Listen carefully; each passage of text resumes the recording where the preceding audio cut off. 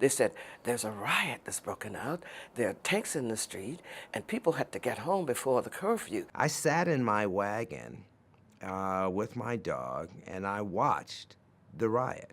It's seared on my brain. That's the first time I'd ever been terrorized.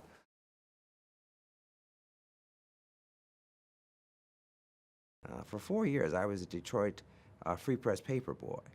On that Sunday morning, I was on my way and made it up to the paper station to get my papers, and I was going to pay the paper station manager, Louis, for the papers from the previous week, which is how we did it. And I was picking up my Sunday papers. I had my big Airedale Hamlet with me, and that was our practice. So I got there, and I found Louis. He had been beaten up. He had been robbed. I don't know how many paper boys had actually come in and turned in their collections from the previous week, but at some point he had been beaten up, he had been robbed, and he was still there when I got there. And he saw me come up, and he said, "Don't worry about getting your papers today. There won't be any home delivery for sure." Then he left. I sat in my wagon with my dog, and I watched the riot. There was right directly across from our paper station a clothing store called Jack's Place.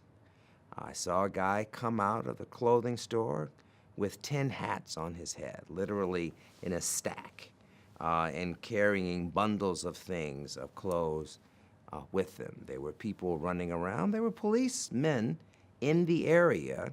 I didn't know then, but found out later on from my father that they were under express orders not to do anything, and that prayerfully this would be contained in the area where it was going on.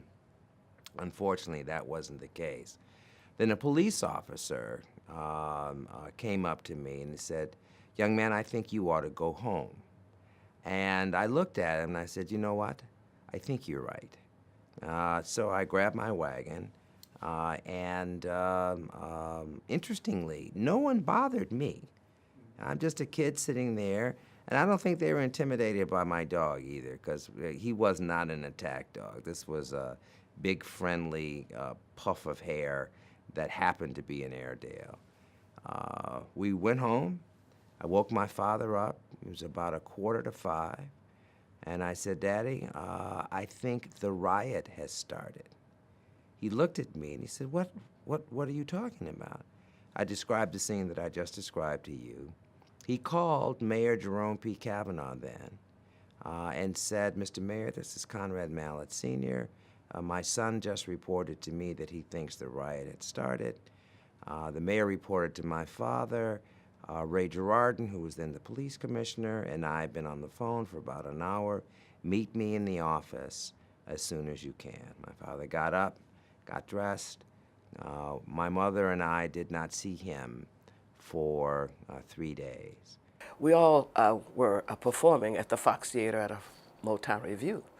It happened so that we had a record called Jimmy Mac, and we were getting ready to debut it. It had been recorded during the Korean and the Vietnam War. It was too serious, well, too lighthearted a song for the seriousness of the war. People were getting killed, and it was a very misunderstood war. So when we recorded Jimmy Mac, Jimmy Mac, a little lighthearted song, "Hey, now you're coming back." It was too lighthearted to release, so they kept it in the can 4 years. Here we are on the stage at the Fox Theater, and we had just sang "Love Is Like a Heat Wave" and was getting ready to debut our hit, Jimmy Mac, finally released. And someone beckoned to me from the edge of the stage and said, "Hey, Martha, come here." And I thought I'd done something wrong, because at that time, Berry Gordy would critique his acts. He would stand or sit in the audience, and if you did something wrong or was misdirected, he would come to you and tell you right then what it was that he wanted you to change or do under his guise. So when I went to the edge of the stage, I was a little leery, and they said, "There's a riot that's broken out. There are tanks in the street, and people had to get home before the curfew. So you got to tell the audience in a peaceable way that it's got to go home and to get out of the theater, I haven't heard of the stampedes that can happen when someone just yells fire in a theater. So I somehow managed, by the grace of God, to get to that stage, a microphone in front of everyone, and say, there's been there's a riot in the city, there's a curfew, there are tanks in the street, take your family and go home and get into your houses for safety. And I managed to do that. Everybody calmly walked out of the theater. It was actually my grandfather's birthday, the day of the inception of the disturbances, if you will. And so we were all out of town actually, and came back, and things began to unravel. So I was really young. I was like, about 11 when this all happened. And of course, it is seared on my brain, the sight of flames that were taller than the trees on 12th Street. I later bought a home actually on the corner of 12th Street and Longfellow, just a few blocks away. And there were trees in my yard that these flames had once surpassed. For me, it started on Sunday morning. I was, ironically, working at WKNR, the Keener Radio, the rock and roll radio station. We were #1 with all the kids and everything else. And I happened to be the assistant news director. I had left Channel 7 because I desperately wanted to be a reporter. I got a call that morning from one of our on-the-air people who said, something's going on. I don't know what it is, but the police won't tell me anything. But I know, I'm listening to police radio, I'm hearing dispatches, all kinds of, they've got the Big Four out there, which was one of the outfits that ultimately was to blame for some of the things that went on that night. And anyway, I said, well, I was supposed to take a group of kids out to Kensington Park for a day at the park.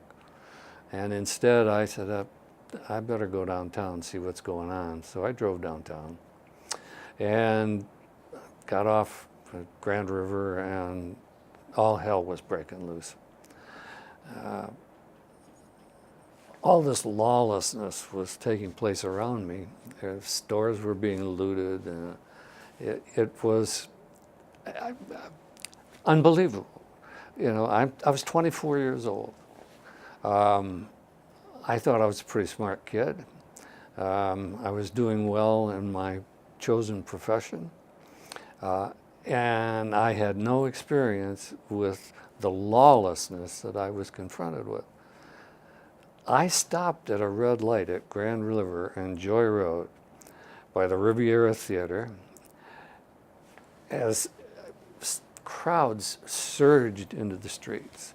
Unfortunately, they saw me in my marked car and began rocking my car, pushing, because I was stupid enough to stop for a red light.